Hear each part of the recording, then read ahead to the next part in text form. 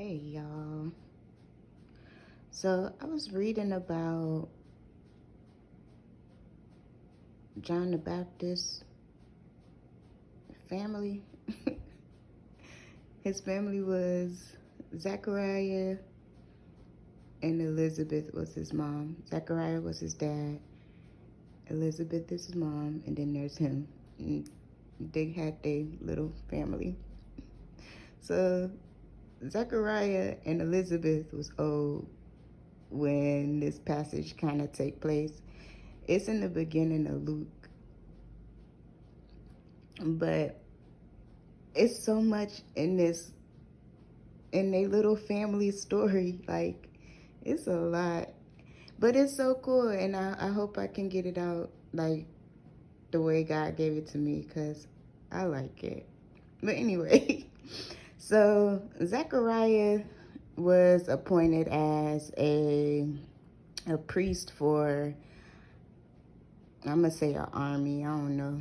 It's some military form, but I'm gonna just say army because, for lack of better words. And so he was picked during that time to pray for, I'm assuming, the soldiers.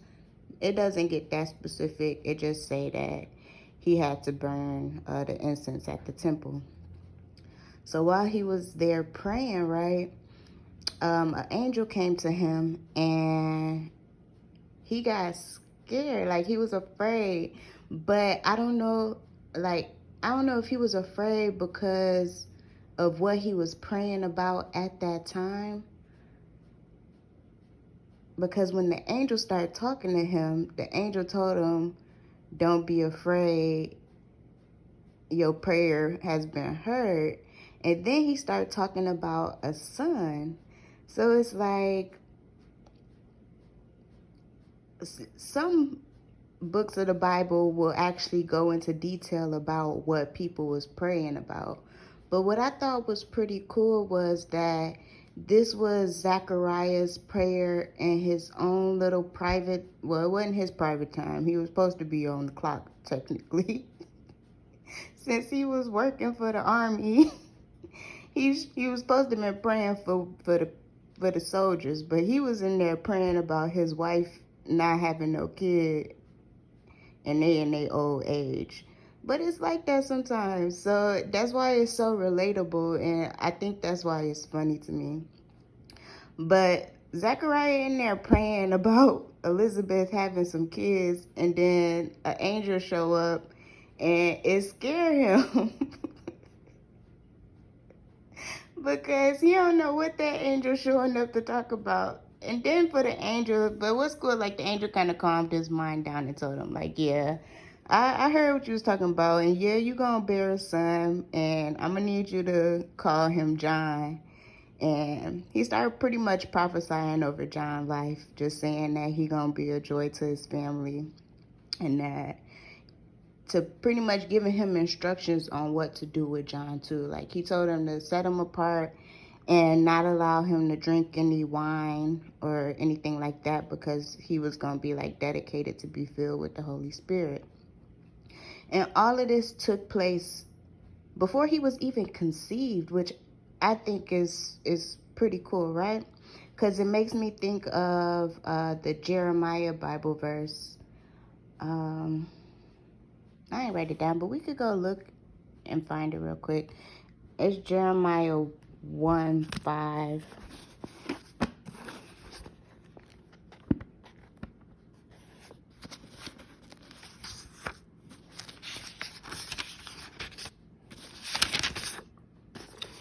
It says, before I formed you in the womb, I knew you. Before you were born, I set you apart. I appointed you as a prophet to the nations.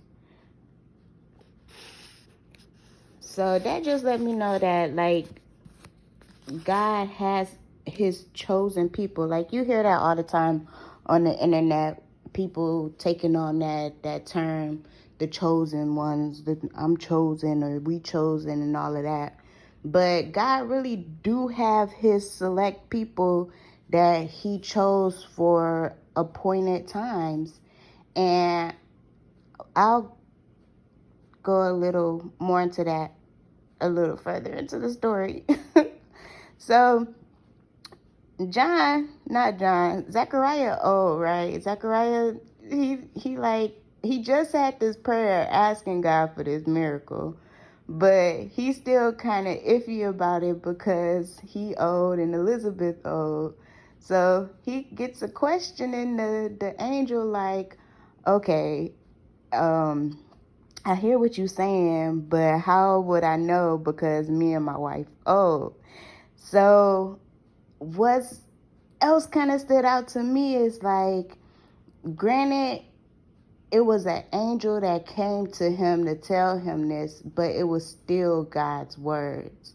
So it showed me how powerful unbelief can be, because the angel, Zechariah's doubt in what the angel told him pushed the angel to the point of making Zechariah mute. Like, he wasn't able to talk after, like, he couldn't speak anymore after talking to the angel.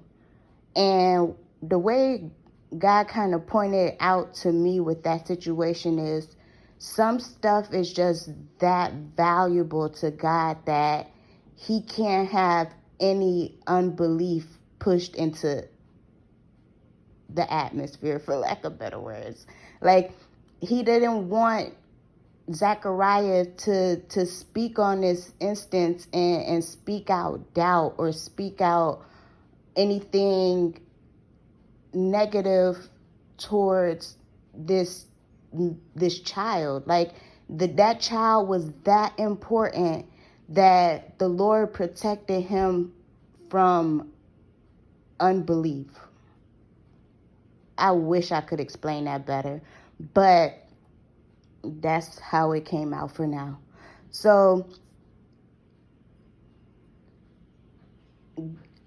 even though the angel shut Zechariah's mouth up, God shut Zechariah's mouth up, because he didn't want, it shows me how powerful words are.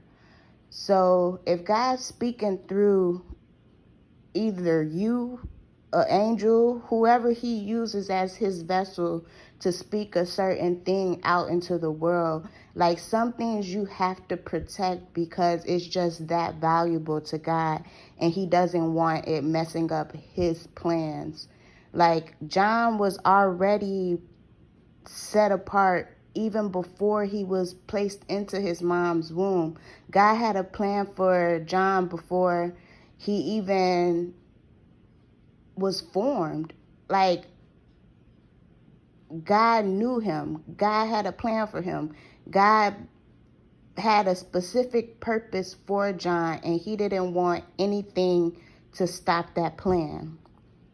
So God had to quiet his dad just so that the purpose can be fulfilled. And that to me was really powerful, because in today's times, there's so many people that get excited about hearing a word from God, and they may speak it to somebody, and somebody starts speaking negativity into them. And how often do dreams get killed, or just ideas get shut down, or even just not believing in yourself in certain situations based off of unbelief, even if it's unbelief in yourself or unbelief from others.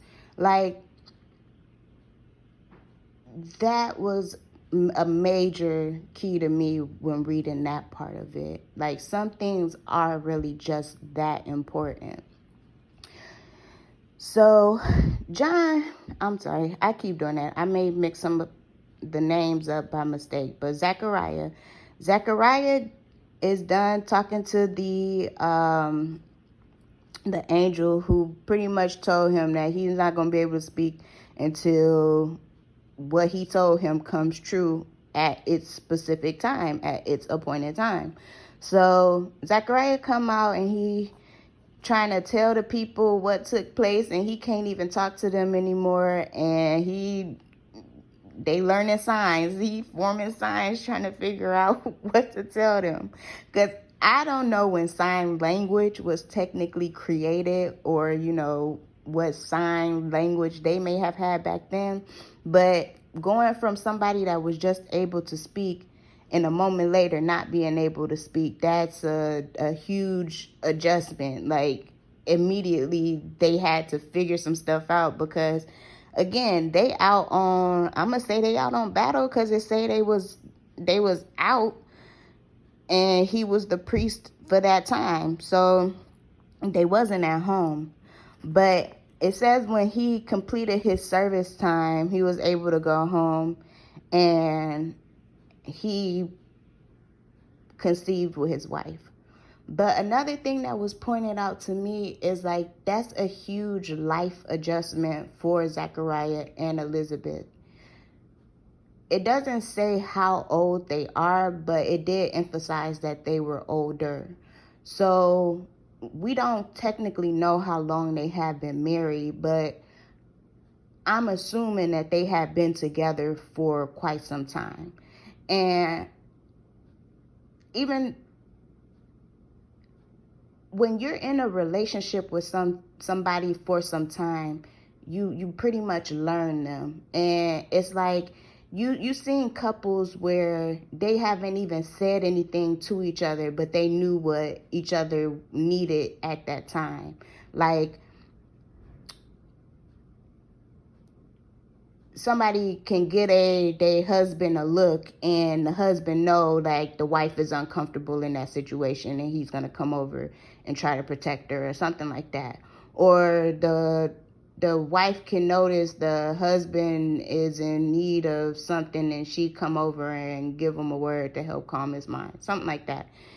Just you learn your partner over time. And because they were older, I'm assuming they learned each other to some extent up to this point. But what God was pointing out to me, like, this was a different level of intimacy. Like, before, they could speak to each other and express what they needed to express to each other. But now they were forced into a new form of intimacy and having to learn how to communicate with each other without the privilege of being able to actually speak to each other. Like, before he went off to service, I'm pretty sure they were talking to each other like normal, because that was something they were able to do. But once he came back from his service, that was something that they had to adjust to, because now he wasn't able to speak to her in the way that they were privileged to before. So to me, it showed me different levels of intimacy within marriages, which I thought was pretty cool, that it was pointed out to me through the Spirit in this passage. So what else was a little bit, I don't want to say it was troublesome or disturbing, but it was just something that I noticed reading this passage as well. Like, because they were older in age, Elizabeth felt like it was a disgrace that she wasn't able to bear children. And she said that, God favored her in those days and took away her disgrace amongst the people. So in them times, it just lets me know, like, the value of what people valued in women at that time. Like, in their thought process, it was like, you're here to bear children and you can't bear children. Now you're a disgrace. And how hurt